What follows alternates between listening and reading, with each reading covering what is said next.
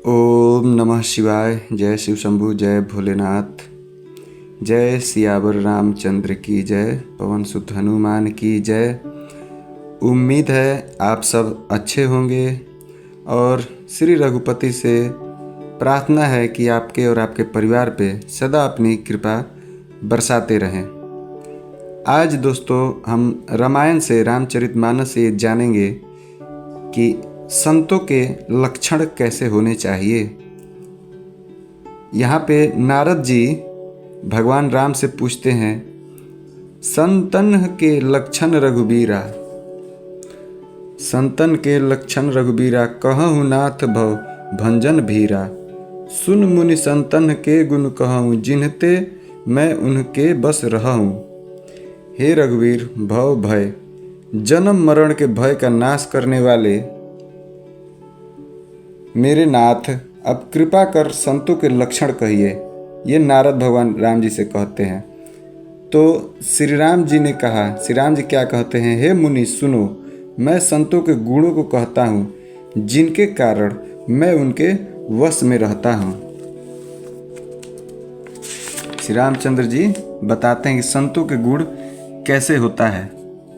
वे संत यानी वे संत जो काम, क्रोध, लोभ, मोह, मद और मत्सर, इन 6 विकारों अर्थात दोषों को जीते हुए रहते हैं और पाप रहित, कामना रहित, निश्चल अर्थात स्थिर बुद्धि, अंकिगण अर्थात सर्वत्यागी, बाहर और भीतर से पवित्र होते हैं, सुखों के धाम, असीम ज्ञानवान, इच्छा रहित अर्थात उन संतों के अंदर इच्छा नहीं रहती, मिताहारी, सत्यनिष्ठ, कवि, विज्ञान और योगी, सावधान, जो सावधान रहते हैं, दूसरों को मान देने वाले, अभिमान रहित और वो धैर्यवान भी होते हैं, धर्म के ज्ञान और आचरण में अत्यंत निपुण होते हैं, गुणों के घर, संसार के दुखों से रहित और संदेहों से सर्वथा छूटे हुए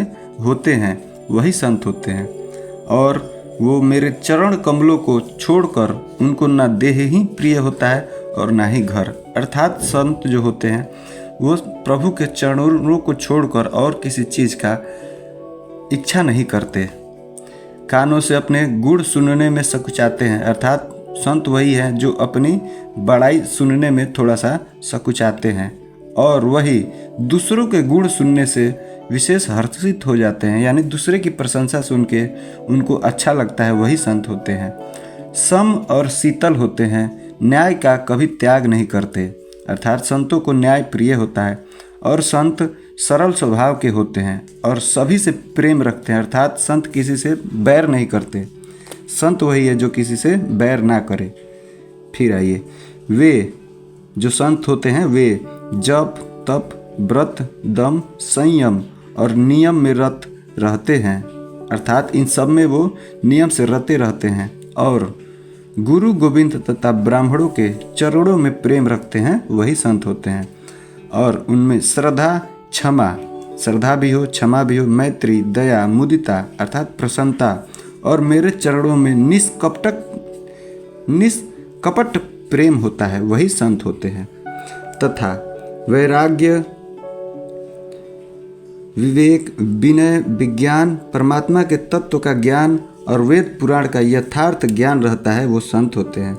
वे दंभ, अभिमान और मद कभी नहीं करते और भूल कर भी कुमार्ग पर पैर नहीं रखते, वही संत होते हैं। और संतों की लक्षण सुनिए। जो सदा मेरी लीलाओं का गाते सुनते हैं और बिना ही कारण दूसरे के हित में लगे रहने वाले होते हैं, हे मुनि, वही संतों के जितने गुण हैं। इसका अर्थ समझिए कि जो सदा मेरी लीलाओं को, मतलब जो प्रभु के लीला हमेशा गाते हैं और सुनते हैं। गाते और सुनने का मतलब रामायण सुनिए, कृष्ण लीला सुनिए, कृष्ण जी का सुनिए, जितने प्रभु के रूप हैं उन रूपों का अगर लीला आप गाते हैं, सुनते हैं और बिना ही कारण दूसरों के हित में लगे रहने वाले, मतलब कोई कारण नहीं हो, कोई फायदा बिना फायदा देखे दूसरों के हित में लगे रहने वाले होते हैं, वही संत होते हैं। हे मुनि अर्थात हे नारद जी, सुनो, संतों के जितने गुण हैं उनको सरस्वती और वेद भी नहीं कह सकते। अर्थात संतों के इतने गुण हैं कि सरस्वती जी भी पूरी बखान नहीं कर सकती और वेद भी नहीं बता सकते पूरी तरह से कि संतों में क्या क्या होते हैं, और शेष और शारदा भी नहीं कह सकते संतों के पूरे गुण। यह सुनते ही नारद जी ने श्री रामचंद्र जी के चरण कमल पकड़ लिए और दीनबंधु कृपाल प्रभु ने इस प्रकार अपने श्रीमुख से अपने भक्तों के गुण कहे।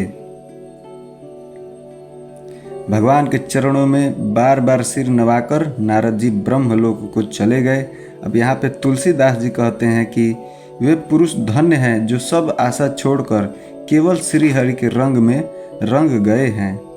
जो लोग रावण के शत्रु श्री रामचंद्र जी का पवित्र यश गावेंगे और सुनेंगे, वे वैराग्य, जप और योग के बिना ही श्री रामचंद्र जी की दृढ़ भक्ति पाएंगे। अर्थात जो श्री रामचंद्र जी का पवित्र यश अर्थात श्री रामचंद्र जी का ये श्री रामचरितमानस जो पढ़ेंगे और सुनेंगे, वे बिना वैराग्य किए, बिना जप किए और बिना योग तपस्या के ही श्री रामचंद्र जी की भक्ति पाएंगे। युवती स्त्रियों का शरीर दीपक की लौ के समान है। हे मन, तुलसीदास जी कहते हैं कि हे मन, जो हमारा मन होता है उससे तू उसका पतिंगा ना बन। काम और मद को छोड़कर श्री रामचंद्र जी का भजन कर और सदा सत्संग कर। आप लोग समझ गए कि संत का लक्षण कैसे होता है। और तुलसीदास जी कहते हैं कि हम इंसान को कलयुग में क्या करना चाहिए। कुछ नहीं कर सकते तो कम से कम राम राम जपिए, राम जी की लीलाओं का बखान करिए, सुनिए और सुनाइए। तो वीडियो को यहीं समाप्त करते हैं। आप संतों के लक्षण सुन लिए, श्री रामचंद्र जी कैसे बताए। अगर अच्छा लगा हो तो कमेंट में जय श्री राम, हर हर महादेव लिखिए। और हर दिन मैं रामायण का आधा घंटा 25 मिनट पढ़ता हूँ, वो रिकॉर्ड करके आप सबको सुनाता हूँ। उसको भी कोशिश करिए आप लोग सुनिए, क्योंकि बिजी जीवन में सबको समय नहीं है। तो इसलिए आप कहीं भी रहें कान में ईयरफोन लगाइए और रामायण का आधा घंटा 1 घंटा आप हर दिन सुनिए। आज के लिए इतना ही। जय जय श्री सीतारामचंद्र जी की जय।